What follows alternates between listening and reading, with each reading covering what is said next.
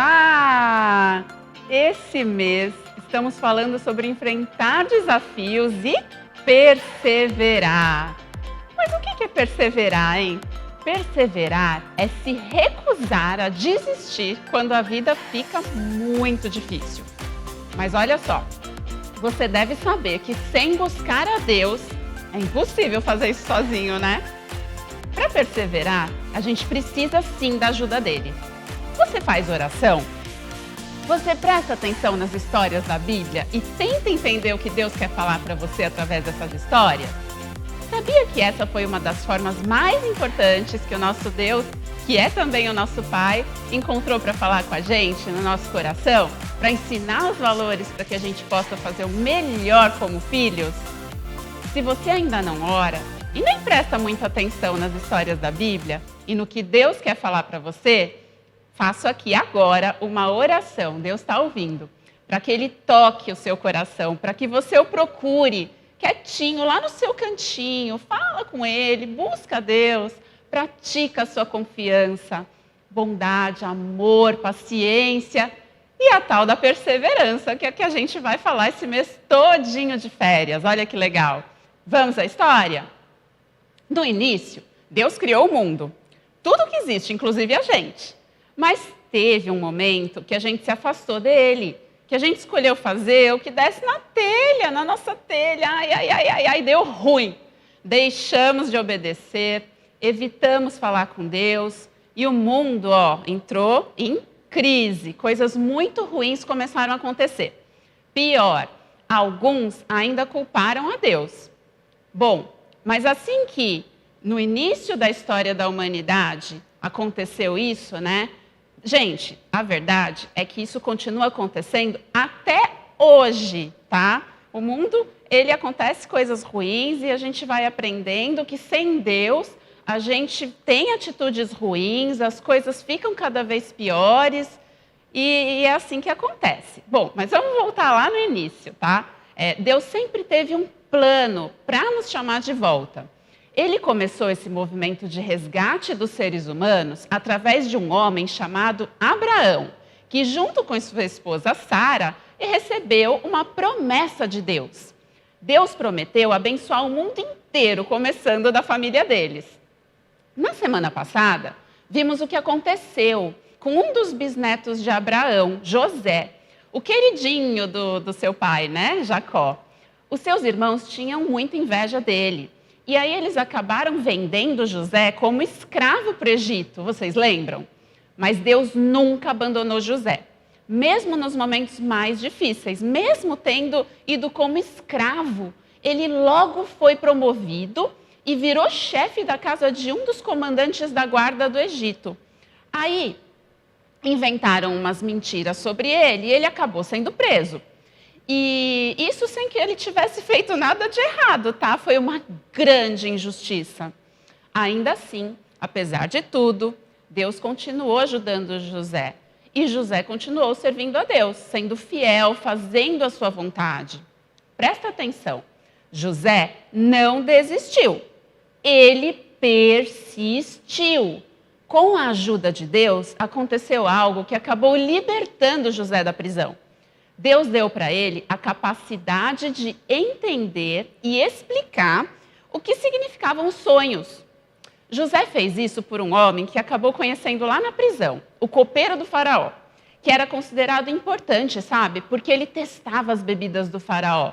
Imagina, ele bebia antes de servir a bebida para o faraó. A bebida podia estar envenenada, né? E aí ele correria o risco pelo faraó. Olha só como ele era um homem de grande confiança do faraó.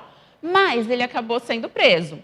E um dia, esse copeiro teve um sonho e José interpretou esse sonho, dando a boa notícia de que ele seria libertado e voltaria a trabalhar do lado do faraó.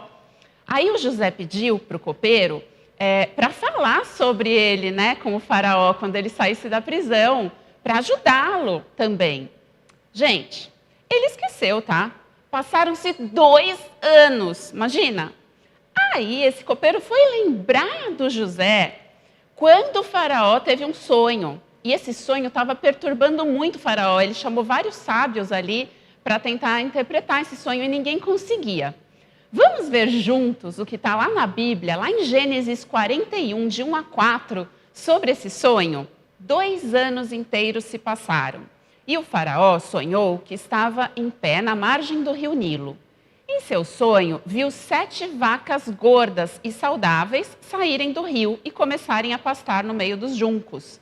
Em seguida, viu outras 7 vacas saírem do Nilo. Eram feias e magras e pararam junto das vacas gordas à beira do rio. Então as vacas feias e magras comeram as 7 vacas gordas e saudáveis. Nessa parte do sonho, o faraó acordou. Uau, que sonho maluco, né? Vamos ver o outro sonho do faraó? Está lá em Gênesis 41, 5 a 7. Vamos ler juntos? Depois, voltou a dormir e teve outro sonho. Dessa vez, viu 7 espigas de trigo cheias e boas que cresciam em um só talo. Em seguida, apareceram mais 7 espigas, mas elas eram murchas e ressequidas pelo vento do leste. Então, as espigas miúdas engoliram as 7 espigas cheias e bem formadas. O faraó acordou novamente e percebeu que era um sonho. 2 sonhos bem doidos, né? Deus deu a José o significado dos sonhos do faraó. E José disse ao faraó que Deus estava lhe mostrando o que estava por vir. Primeiro, seriam 7 bons anos, com muita fartura, bastante comida para todos. Mas depois seriam 7 anos sem comida para todo mundo. Uma fome terrível estava chegando. Então José disse ao faraó que procurasse um homem sábio e compreensivo para cuidar e armazenar alguns dos alimentos, né, nos anos bons. Mas aí, dessa forma, eles poderiam ter comida para mais tarde, né, para os próximos 7 anos. O faraó pôde ver que Deus tinha dado a José essa capacidade de interpretar os sonhos e também que ele seria a pessoa certa para comandar tudo isso.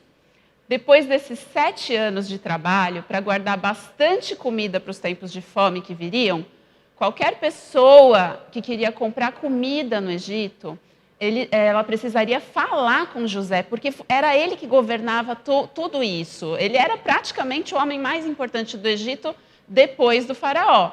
Era ele quem liberava essa comida para ser vendida. E a fome se espalhou muito além do Egito. E chegou lá onde a família do José morava, em Canaã. O pai dele mandou os irmãos para o Egito para pegar comida, né, para comprarem. E eles sabiam dessa história da comida armazenada. Isso tinha se espalhado por toda a região. E o Jacó só não deixou o filho mais novo ir junto. Ele mandou os outros 10, né, os 10 irmãos de José, os irmãos mais velhos, para irem comprar comida, tá? Os mesmos irmãos que tinham vendido ele como escravo, tá? Agora eles estavam fazendo uma longa viagem ao Egito e acabaram chegando ali aos pés de José. Eles se curvaram exatamente como José tinha sonhado, lembram? Tanto tempo atrás. Aí José os reconheceu, mas os irmãos não reconheceram José. Porque ele estava muito diferente, ele estava lá com aquelas roupas do Egito, até maquiagem, era muito diferente, né? Então não dava mesmo para reconhecer. E o José decidiu testar os seus irmãos. Ele falou assim: vocês são espiões. Mas os irmãos explicaram que tinham vindo apenas para comprar comida, que tinham deixado o irmão mais novo lá com o pai, enfim. Aí o José, ele queria testar, né, os irmãos. Ele vendeu a comida para eles, tá? Mas ele ordenou que deixassem um dos irmãos lá, o Simeão, no Egito, levassem a comida para os pais, né? E depois trouxessem o irmão mais novo, Benjamim. Dessa forma, eles poderiam provar que estavam falando a verdade, que não eram espiões, e daí eles fizeram isso.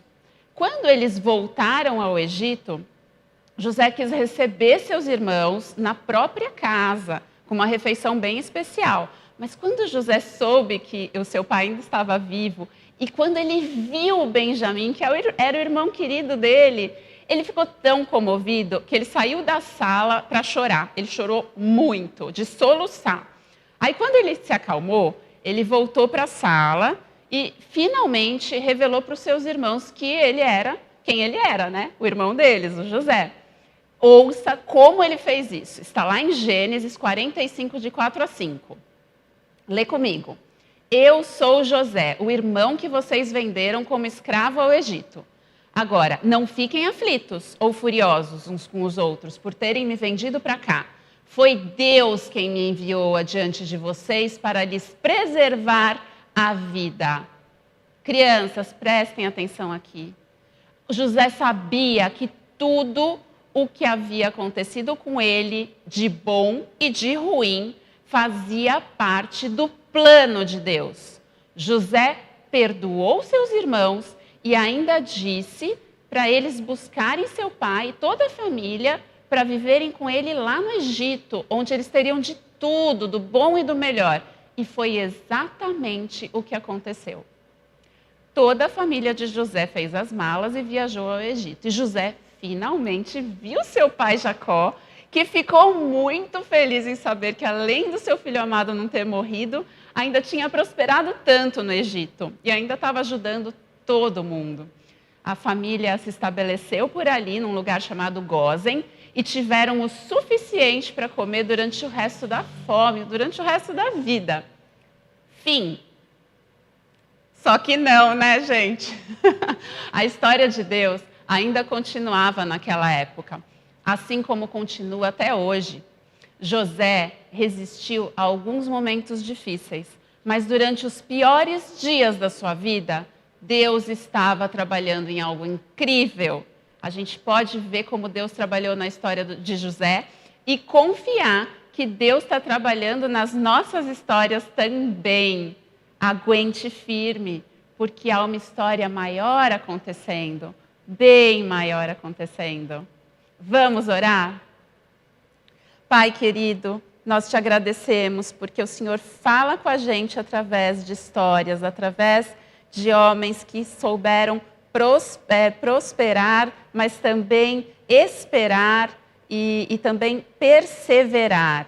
Não é fácil nos momentos difíceis, mas a gente aprende com eles e a gente pede que o Senhor nos fortaleça para que também façamos assim, que a gente consiga ter paciência, que a gente consiga perseverar e entender que a história é maior do que acontece só na nossa vida. E o Senhor tem um propósito para tudo. Muito obrigada pelas nossas famílias, pelos nossos amigos, por tudo que nós temos. Em nome de Jesus. Amém. E eu vou ficando por aqui. Um beijo e até a próxima história.